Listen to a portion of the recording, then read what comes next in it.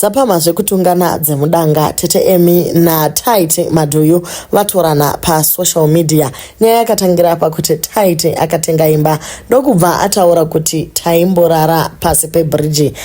Vatete ndobva vati aiwa konya yekuti mukwasha akambogara newe muone room sei usingazvitauri. Taite azoedza kutaura navabereki kuti aiwa vabereki tsiurai vatete, asi vabereki vati ivo aiwa havasi kuzvikwanisi vanotya kuti anozova exposawo dzavo nyaya. So Taite azoona kuti aiwa pamwe pacho panoda kuti uzvirwire. Wotoona kuti asi ibitterness here kubva kuna vatete because vanongotaura kuti ini hangu ndiri murombo, ini hangu ndiri murombo. Taite pane paakamomechena here zvakadaro.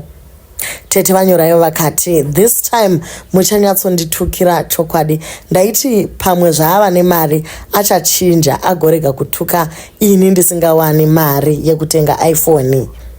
So Taite anyora macomments ake thread yakati rebei ati iye imagine muroora wawakavenga obvisirwa mari iwe usina kubvisirwa kana sent nekamondi kaunogara nako yakakuzadza mavanga kumusana. Munhu wese waunounza kuno hazviperi zvakanaka.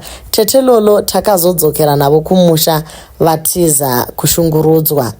Imagine munhu wawaituka everyday uchiti uri rombe haachakufoneri and sometimes ignores your call. Imagine munhu wawaita achadzokera kuZimbabwe netsoka akudzokera nendege paanodira. Kope kuti mhondi yako yaida kundibaya nebanga 2019 yacho kuCryfontaine phase 1 unopasireiko? Kokuzondi blackmail uchida mari hanzi ndakuenda paFacebook kunoudza vanhu kuti ndipewo mari hameno zvako vachandibvunza kuti hanzvadzi yako zvaine mari wani. So Taite azosvika pakuti aiwa regai nyaya yacho ichingobuda zvipere nekuti akambobvunza kuti paya pawakazombobuda mumba mangu uchinorara pabridge chii chachaitika. Heyo nyaya murume wavatete anga akuda kubaya tsano nebanga kuCryfontaine uko kozvekublackmailana nezvimwe zvekutenga maiPhone. Ko iko kuzodadira munhu wese waunounza kuJubek. Munoziva kuti nyaya yekuti kana wakwidza munhu bhazi wotoona kunge ane chikwereti chikuruka isi chiedza kusimudzirana sevana vanyamunhu handizivi kuti inozofamba sei. Yes, vatete vakaita zvakanaka vakawinza vatete lolo vakawinza zvakare chero yemukomana kuSouth Africa, asi izvi zvekuzotaura zvekuzoibata munhu rafu nekuti ndowakamuwinza uye kuda kuti arambe ngobhadhara chikwereti chacho hachiperi here. Asi chinhu chataona ndechekuti ukama haugezwi nesipo setsvina.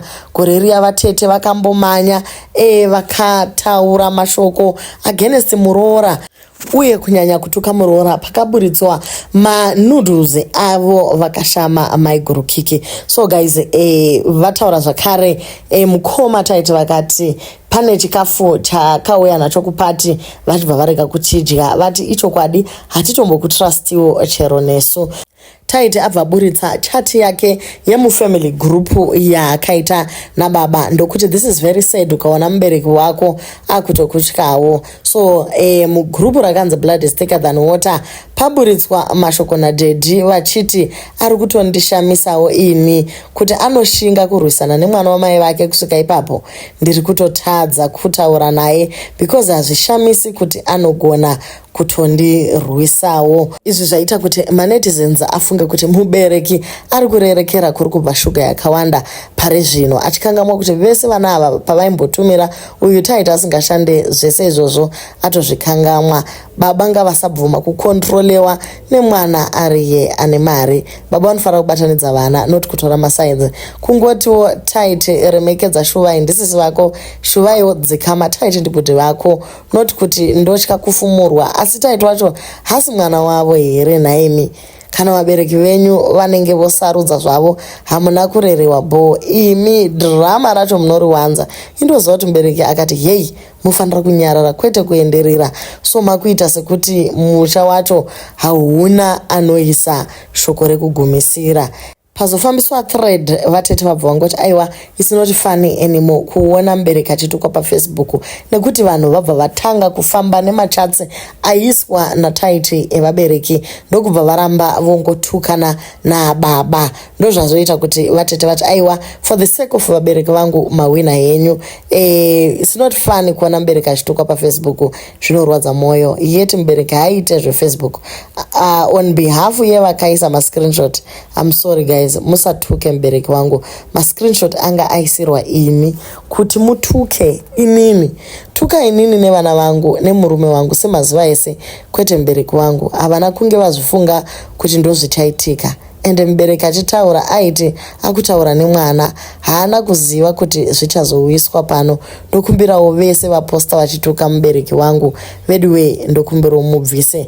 Tete vazodecida kuita the bigger person kuti aiwa hazvizoiti kuti tirambe totuka o totukisa vabereki neunhu hwedu. Mascreenshots aya anga ari efamily group uye ababa vachitaura nemwana wavo vachitsiurana kuzvokuzodziwinza nyaya dzacho kuno kuFacebook ndokuitawo sei. So vamwe ndo vari kungovapa advice vakati aiwa vana vekwaMadhuyu, drama muri kuriwanza mese zvenyu, chakaita kuti muzotukana pano paFacebook chiko. Inga mascreenshot aibva mumawhatsapp group makadi kunotukana ikoko, zvino muchagona here kucontrola vanhu? Iyo screenshot yave papublic, mubereki achatukwa kusvika vanhu vazongoneta voga, because this is beyond your control. Now ndimakazunza papublic, maiti zvinoguma nepi? Kuma WhatsApp group kwamakabva nazvo ndiko kwega kwamaive necontrol, noti pano papublic.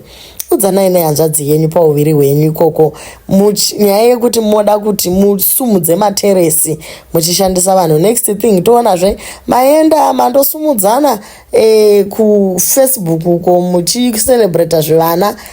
Guys, chiregai kudaro vedwe, nekuti isusu teta kutoshaya kuti tosupporta upi, nekuti tokudai meseka tochita zvipi. And I think anything that has got something to do with vabereki, please don't post it pa social media.